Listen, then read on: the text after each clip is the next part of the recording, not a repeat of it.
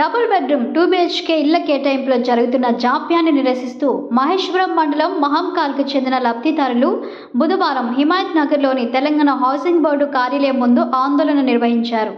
మహిళలు లబ్ధిదారులు ప్లకార్డులు పట్టుకొని ప్రభుత్వం హౌసింగ్ అధికారులకు వ్యతిరేకంగా నినాదాలు చేస్తూ ధర్నా చేపట్టారు. ఈ సందర్భంగా బాధితులు మాట్లాడుతూ 2023లో అప్పటి ముఖ్యమంత్రి కేసీఆర్ హయాంలో తమకు 2 BHK ఇళ్లు మంజూరయ్యాయని తెలిపారు. అనంతరం రేవంత్ రెడ్డి ప్రభుత్వ హయాంలో 11వ బ్లాక్కు చెందిన లబ్ధిదారుల అసలు పట్టాలను రీవెరిఫికేషన్ పేరుతో అధికారులు తీసుకొని ధృవీకరణ పూర్తయ్యాక కొత్త పట్టాలు అందజేస్తామని హామీ ఇచ్చారని పేర్కొన్నారు. అయితే రీవెరిఫికేషన్ పూర్తయి నెలలు గడిచినా ఇప్పటి వరకు ఎలాంటి సమాచారం ఇవ్వలేదని వారు ఆవేదన వ్యక్తం చేశారు. కలెక్టర్ కార్యాలయానికి వెళ్తే హౌసింగ్ అధికారులను సంప్రదించమంటారని, హౌసింగ్ కార్యాలయానికి వెళ్తే కలెక్టర్ కార్యాలయానికి వెళ్లాలని చెబుతూ తమను కార్యాలయాల చుట్టూ తిప్పుకుంటున్నారని ఆరోపించారు. నిర్మాణం పూర్తయిన 2 BHK ఇళ్లను ఇప్పటికీ తమకు పూర్తి స్థాయిలో అప్పగించకుండా అధికారులు నిర్లక్ష్యంగా వ్యవహరిస్తున్నారని విమర్శించారు. ఇప్పటికే 3 సార్లు రీవెరిఫికేషన్ పేరుతో కాలయాపన చేశారని, దీనివల్ల లబ్ధిదారులు తీవ్ర ఇబ్బందులు పడుతున్నారని తెలిపారు. అర్హులైన లబ్ధిదారుల అధికారిక జాబితాను వెంటనే బహిరంగపరచాలని, తమకు కేటాయించిన 141 మంది లబ్ధిదారులకు వెంటనే పట్టాలు అందజేయాలని డిమాండ్ చేశారు. హైదరాబాద్ జిల్లాకు చెందిన 17 మంది లబ్ధిదారులకు ఎలాంటి విచారణ లేకుండానే అలాట్మెంట్ ఇచ్చారని, మిగిలిన తమను మాత్రం రీవెరిఫికేషన్ పేరుతో అనవసరంగా వేధిస్తున్నారని వాపోయారు. 3 ఏళ్లుగా సొంత ఇంటి కోసం ఎదురు చూస్తున్న తమకు ప్రభుత్వం న్యాయం చేసి 141 మంది అర్హులైన లబ్ధిదారులకు వెంటనే పట్టాలు మంజూరు చేసి ఇళ్లను అప్పగించాలని లబ్ధిదారులు ప్రభుత్వాన్ని కోరారు.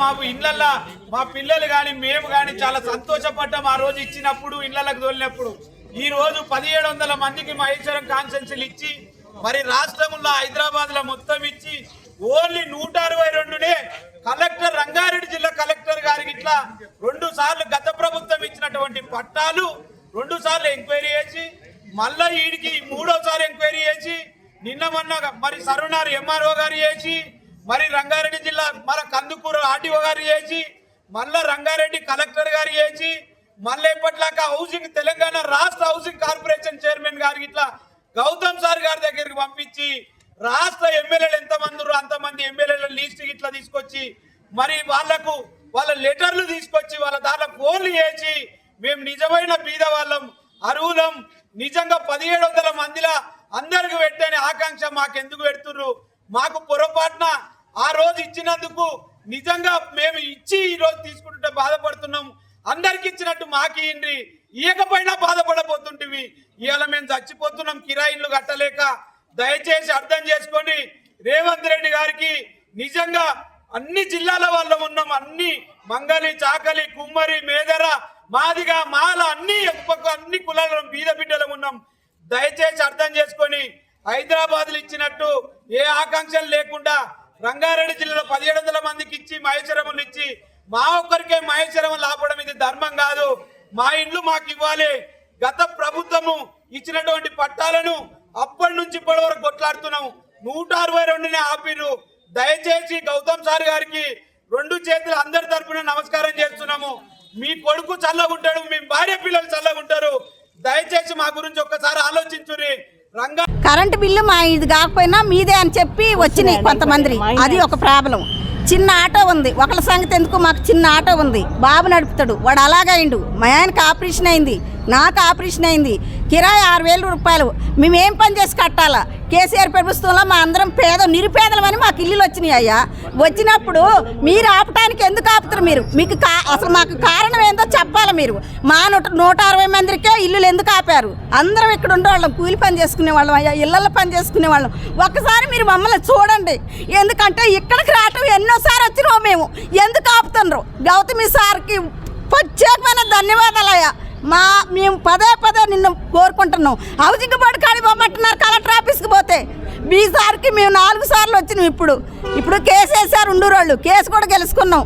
ఇప్పుడు 160 ఇల్లులే ఏం చేసింది మిమ్మల్ని ఒక్కసారి. కాకపోతే ఇల్లులు మాకు ఇవ్వకపోతే మేము ఇక్కడ పెట్రోల్ పోసుకొని చచ్చిపోతాం.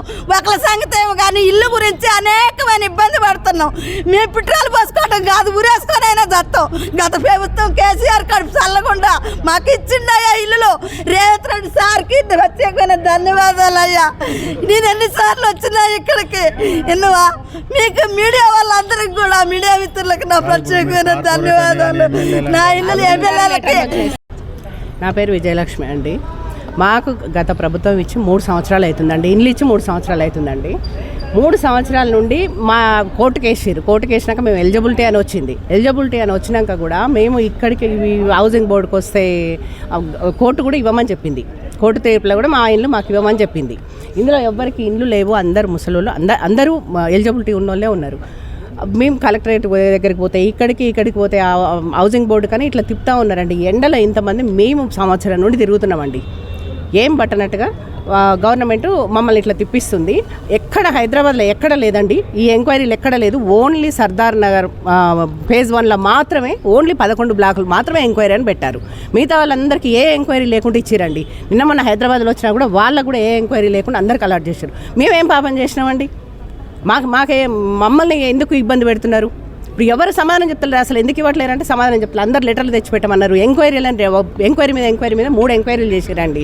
ఎంక్వైరీలో కూడా ఎలిజిబిలిటీ అని కలెక్టర్ అందరూ గ్రీన్ సిగ్నల్ ఇచ్చినా కూడా ఇక్కడ ఇంకా ఎక్కడ ఆగిందో మాకు తెలియట్లేదండి. ప్రాబ్లం ఇప్పుడు దయచేసి మేము గౌతమ్ సార్ గారిని కోరేది ఒకటే అండి. మా ప్రాబ్లం ఇంతమంది ఎండలో తిరుగుతుంటే పోలీసు వాళ్ళు చెలగొడుతున్నారు, వీళ్ళు ఎలగొడుతున్నారు. కలెక్టరేట్ పోతే అక్కడికి పోమంటారు, అక్కడికి పోతే ఇక్కడికి పోయి. ఈ ప్రాబ్లం ఎక్కడుందో పోనీ మరి మీ 2 అధికారులు ఒక దగ్గర ఉంటే మరి మేము ప్రాబ్లం అడుక్కుంటాం కదండి.